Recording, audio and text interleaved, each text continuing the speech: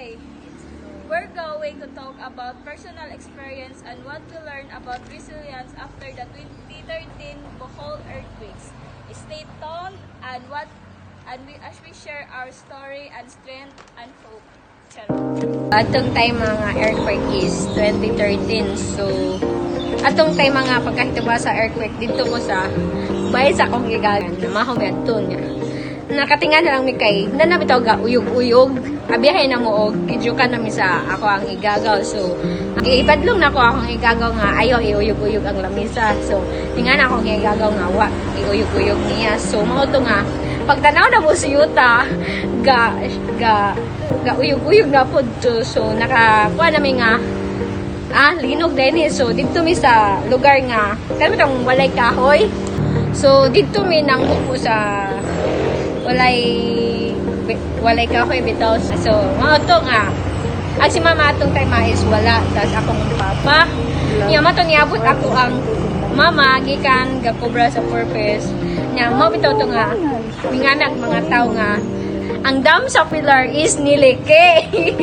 Mao to nga murag nataranta bitaw nga asa mi ani kay lagi masapo ang amo ang bay. So nisa kami sa buntod unya pag kuman sa buntod ninaog na po kay mas maabdan pa daw may atos tubig. So nisaka na po may pinakalayo para di dyan may maabdan niya. So mao to nga nakakita namin bay nga amo ang kapuyan.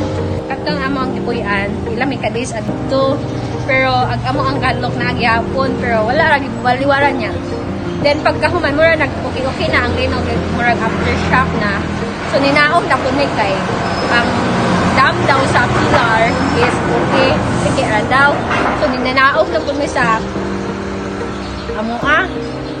Anya pagkuman like moto nagkatapok namin sa ko mga igagaw silingan at dool sa among aran moto nga well naghuman na mo og kaon panihapon. So siyempre mag-pray man jud na pray na kada bitang mo kuan man jud na motingog man jud na sa ilom no di ba motingog man jud na sa ilom. So well ka-pray me ang aftershock na siya motingog. So ang kami nga way back in 2013 katong earthquake kaning Bohol ano ko to mga I don't know pila edad ako to pero naduwa mi ato galaag mi sa akong igsoon mga silingan na mo nga kaedad ra pud nako.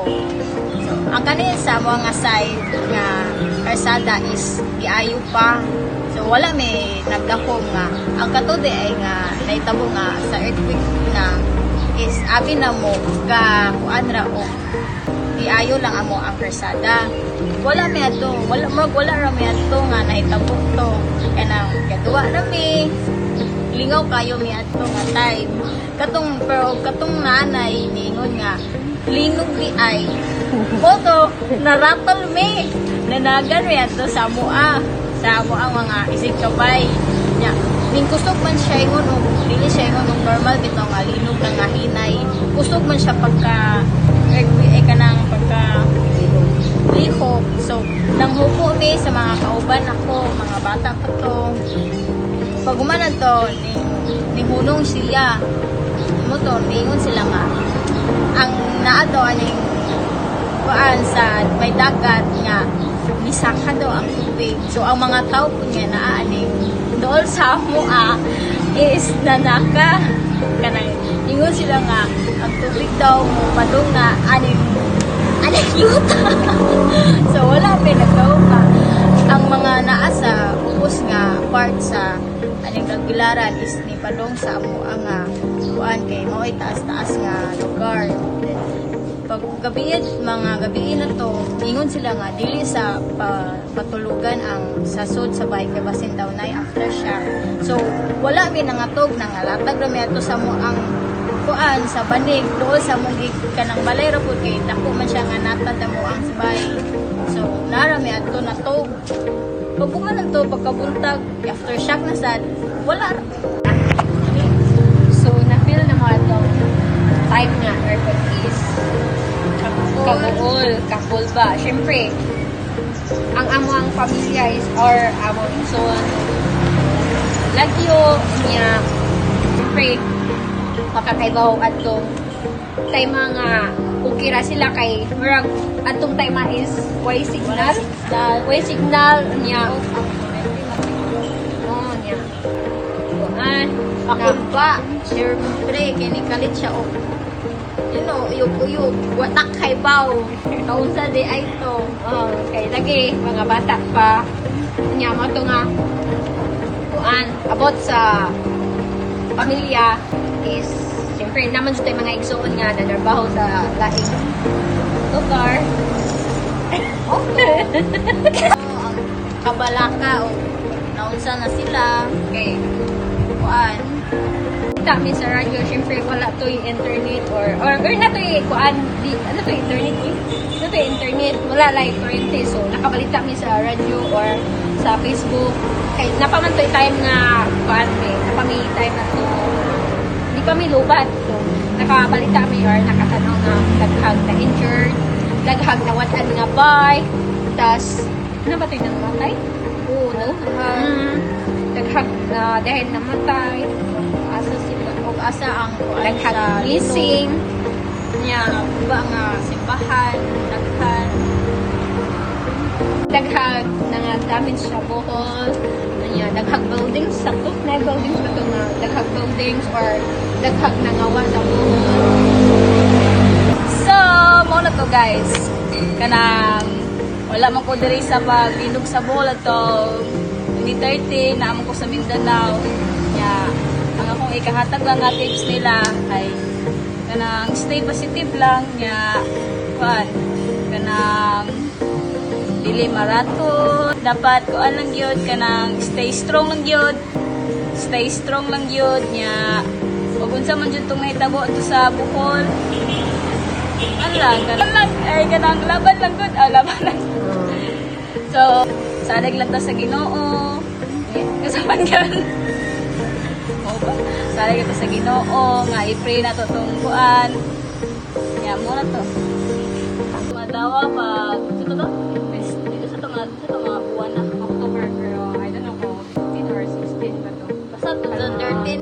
pila ba edad niyo ato Kuhan ko ato. murag 15 ko ato. Tigong na kumay. Pero okay, buod. Nya, ato lang tayo ma. Like, siyempre na pa ako manghod. Duha, I know, tulo. Usa ka laki, huwag daw ka baji. Dito man so na discuss naman ako nga dito may sa bundok dod nga bundok nga kahit pinagbubuan. So das kuan na akong mga igsoon is nanarbaho niya.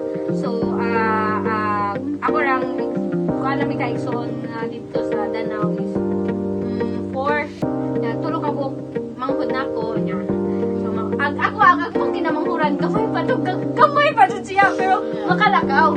Nya kada daw kanang linog siya mo aftershock niya. Ano daw, nataranta si mama niya na siya, asas mama. Kanya, mo ito nga. Niyan ako, nara, nabuta kaging. Hindi ko na, nara, nabuta kanya. Pagkuman na itong istorya na ako, kipuno ko sa luwag.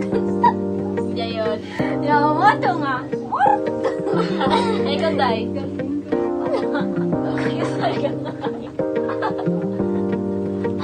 Ang experience na po na kumurot ako ang i-share po gani ha. Dili siya ingon po upuan kay naara man gud sa syudad. So dili siya ingon og taran na kayo kay daghan may isig bay then balita lang kung sa nagtabo. Tabanganay ra po kung sa naa sa Bohol. Una experience po na ko. Oo ha.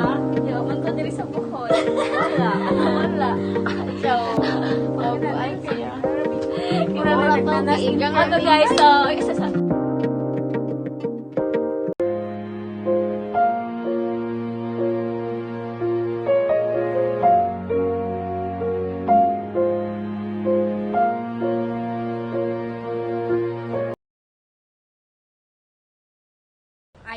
ayaw cut.